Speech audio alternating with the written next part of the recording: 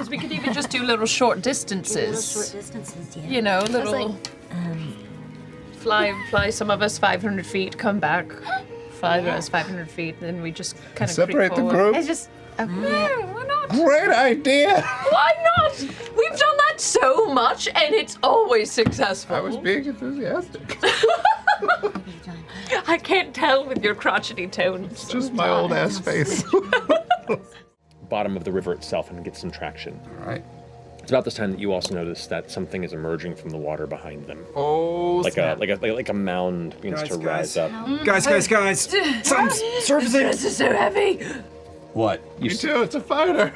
Behind the two of them, you see this kind of rising mound, almost like its own small island of like a deep kind of gray brown, almost like dappled textured hide. You see like where the back is and shoulders are. It's kind of smooth and rotund almost, but muscular. And you see the head pull up, and there are these tiny little ears that kind of wiggle. And where the snout would be, these two massive horns that curl up like this. You see this kind of monstrous hippopotamus that basically like... Where, hippo? You see like it sprays kind of air out of its nostrils, and it seems to be like slowly stalking up behind the two of them. Come on, dude, not now. Hippos are not territorial at all. Could I try to maybe... Are you holding on to Laudna, Ash? I am, and we are moving, and I've got a rage up at the moment, so... Would it be possible to use my Stonky's ring to try to lift up the Ashton's hammer so that I can try to get them across? I can hold 1,000 pounds.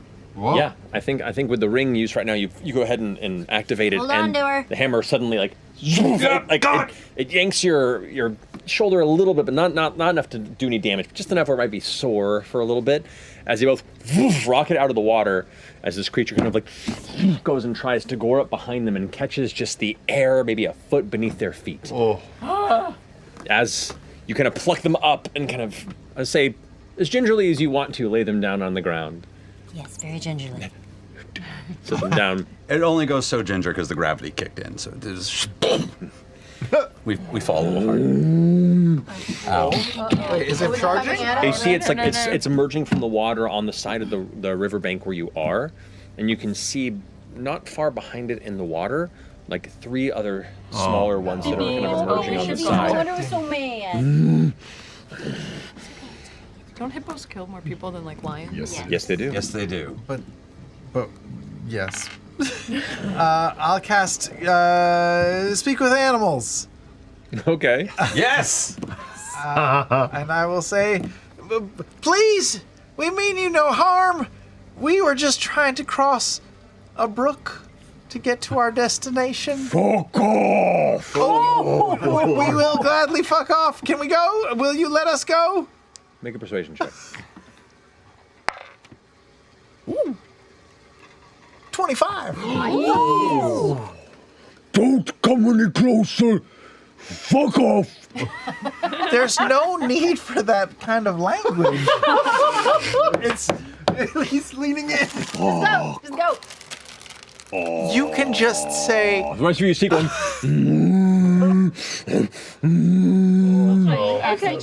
you could just say like, this is my lair. Please excuse yourself from it, and we would also You hear the gladly babies go. behind, like emerging from water, going like, "Yeah, mom, tell him, mom."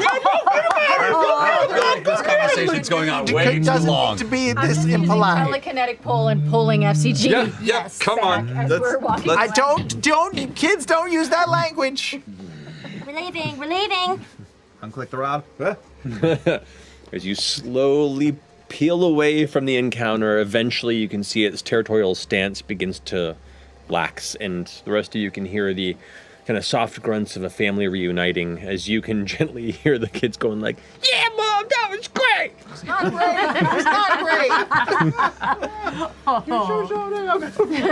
great. It is about a couple hours into cooking this, and you create some fine fish jerky. It's a little dry. Arm takes a lot. Honestly, it's not bad. Yeah. Anything weird in this Salty, filleting of this fish? little Meat dry. color, blood, insides, anything strange? Not from your experience, no. I think you could walk it back like at least an hour. It's trial and error over Yeah, here. great. I'll also say we're gonna have to clean you out real hard before we bake anything. Pretty hot. Stink. That's gonna be fish. some vinegar and baking soda. My lower parts sort of smell like fish now? Is that what's happening? I know. We're literally setting him up for the worst. Why did we do this? God damn it! My hot hole I'm smells sorry. like That's fish? me. I take responsibility for this one. I'm so sorry. I didn't see it coming. Bye, Matt. I really feel bad about this one. The show's over. See you guys. He's just gonna do a lap. Critical Role shockingly ended mid-campaign 3. It's been a great 8 years. Everybody. Wow. Nope. Came to a head right there. Landslide. Sublime!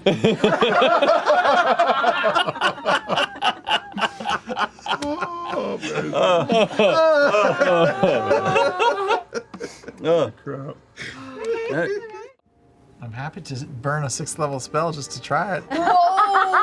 Wowzers. Could be super cool. I mean, Or it could be doing nothing for a 6th level spell, which I'm cool with. I'm not going to tell you how to live your life at this point. Wave. I doubt that it's going to work, but I'm not here to tell you how to live your life. Dragon real wet. I'll do it. Why not? What's the point? This is really bending the rules of this spell. No, it's being creative and clever. Yes, I'm going to cast Find the Path and using Ashton as an object from the location I'd want to find, I will call to the Changebringer to light the way. And what location are you attempting to find? The location of the tree of Avantravir. Okay. You take a minute or so to prepare the ritual, focus, and open yourself to the guidance of the Changebringer, themselves, the goddess of travel and freedom and open pathways. And as you concentrate and focus on Ashton, the spell dissipates. Oh, no. You ruined my spell! You wasted it! I'm not sure. We should try again. We should totally try again. We'll try again tomorrow, just to be sure. It's about then that, Orm, you hear the snapping of twigs and moving of branches not way far off from the path you're currently walking. Does it sound like lumbering animals or like people creeping about? Make a perception check. Maybe my spell called the tree to us. Maybe it is. Maybe it's walking 26. around. Right to 26. us. Will look to be Yeah. 5 figures, humanoid. Five You, figures. you just barely see them shifting silently, making almost no sound. They see us. They are currently slowly kind of fanning out to the back of where the rest of your troop is not paying attention. They are kind of coming from behind while you're journeying up the side of this mountain's beginning. I tug Fern's floppy ears and point past her shoulder.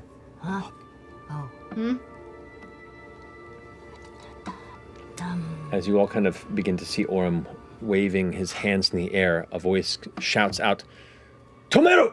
Oh no. And emerging from the nearby brush, you see 5 figures in thick, heavy, kind of green-brown cloaks that look like woven moss, almost like the forest's undergrowth itself has been made into a cloak that just encases the entirety of the back of their frame, their arms just barely poking through. You can see heavy longbows, these wicked-looking kind of metallic, this dark gray metallic longbows that are bent backwards, you can see are made from the same woe steel that you encountered in the bases previously.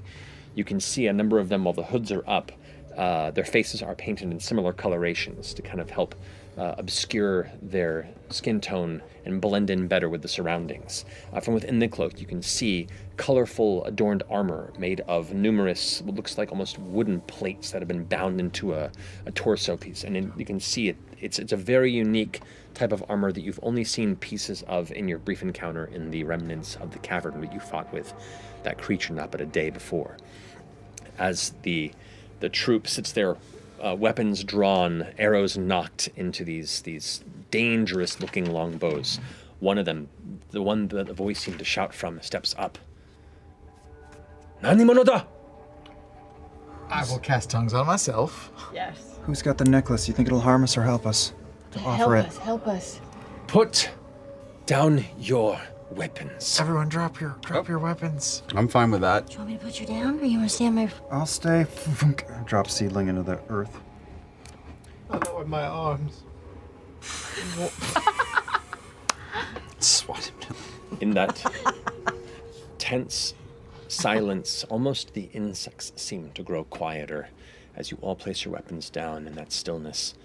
You can barely make out the eyes from underneath the hoods kind of darting about as the central figure, you see, kind of lowers her bow, and you see the feminine features. She pulls the hood back, and you can see a woman in what looks to be probably her early 40s or so, short, white hair that is pulled back tightly with what looks to be some strands or braids that pull into beads and colorful decor. You can see the facial markings themselves also blend with a number of scars, and her eyes are a piercing, deep, dark blue coloration as she stares right towards the center of the troop, kind of looking for someone to give any sense of leadership, but glances towards you as the one to have reacted to the phrase that she said and kind of told everyone to put their stuff down. Who are you? And how did you get here? And that's where we're going to go. Oh, yeah. Charisma? Yes, Jesus. Yeah. Take it. Charisma. Eagle's splendor. Little guides couldn't hurt. Guidance. To have it. Yeah, I'm gonna walk up and touch the trunk of the tree. Are you there?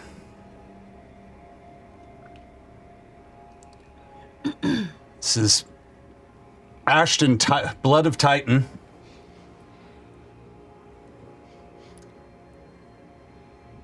Do I need to show you? Pull out and just using part of the glass, I just give myself a cut and put it on the tree. Mm-hmm. As you kind of rub your hand across the bark, leaving that bit of warmth that you spread across it, the rest of you especially begin to hear it. The faintest rustling of millions of leaves at once, creating this almost buzzing sensation. You begin to hear this loud creaking sounds as you watch branches begin to shift Mage armor. and bend. This still entity begins to all at once move and shift like something rousing from a deep slumber. As it begins to move, the branches seem to bend and curl in odd places, and you begin to make out shapes of where these branches are, where it's almost like elongated fingers that stretch for 20, 30 feet, beginning to flex outward and pull back in. You notice where your hand is, one of the pieces of bark splits, and a massive milky white eye looks back. Oh, crap. Cool. And a little ways over on one of the thicker branches, a second eye also opens, both blinking. You see now almost like a heavily stretched face that is burned and carved into the bark of this tree. The nose itself, about 3-4 feet of it just kind of pulled downward, and almost like a frown that extends out about 5 or 6 feet, stretched deeply like someone had smeared someone's face across a pole as it was then bent and gnarled upward. Cool.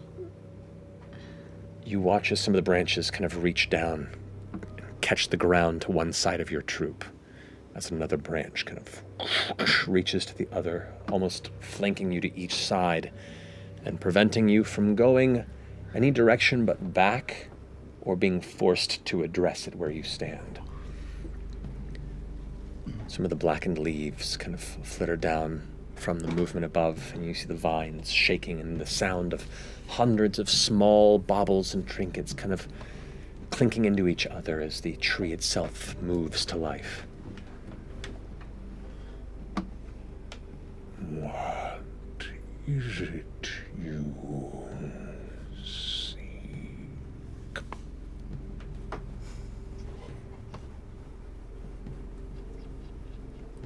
I am the abandoned child of the Hishari. I am the blood of Titan. I seek what is owed to me. I seek my past. I seek power. I seek to know what I am. You hear the voice, all of you hear it, not in your mind, but vibrating through the air. Like you're standing next to a war horn that has been blasting and you can feel the vibration sourcelessly. But its mouth, its stretched mouth just kind of hangs open, not forming the words. They're just present and around you. This almost nightmarish visage carries with it an intensity, a dark curiosity. And the eyes, the milky eyes, shift and focus onto Ashton.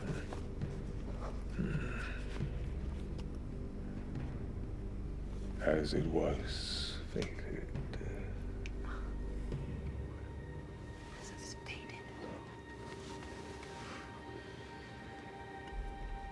You are the son of Efterin.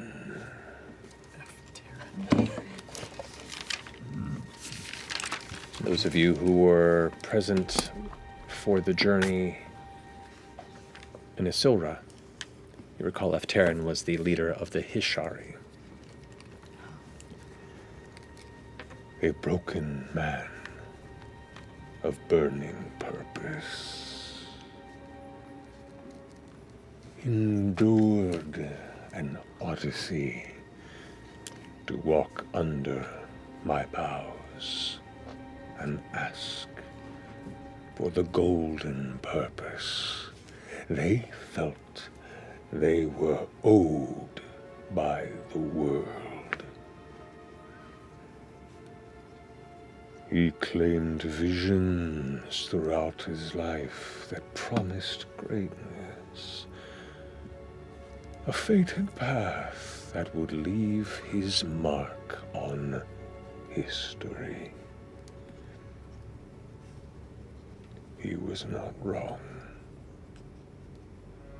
I let him gaze into his future and showed him the relic he was fated to own, that he would use to usher in a renewed ancient power. I showed him the way to the necropolis of Torramunda, where this relic lay uncovered and waiting. His ambition met his destiny, and he recovered his artifact, this remaining shard of Kamwat, the primordial empress of Earth, a lingering remnant of her power. He thought his destiny was his to embrace. He was wrong. I granted him this knowledge because he was meant to take it, meant to create and destroy the Hishari, meant to destroy himself, meant to create you.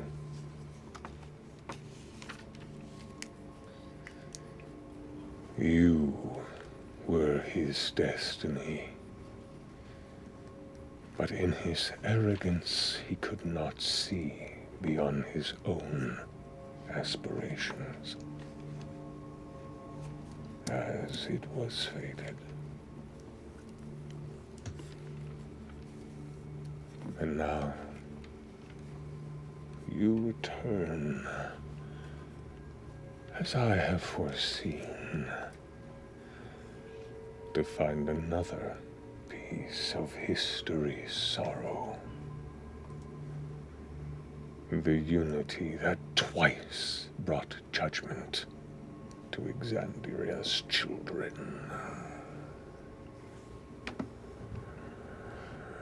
And you hear this sound, this horrid sucking sound, as the tree itself seems to inhale air, energy, shadow, who knows?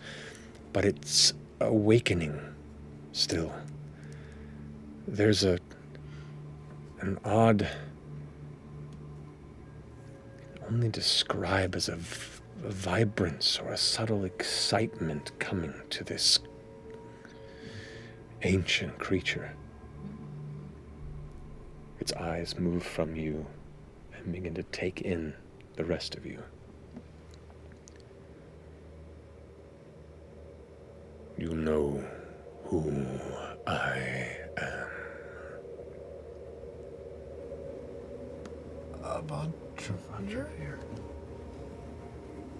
Vontrevere is the name I was given, and the name that endures. I was of those who stewarded the protection of Toromunda, who helped mediate the division of Mount Igora, who trusted empty promises, and watched our legacy become ash.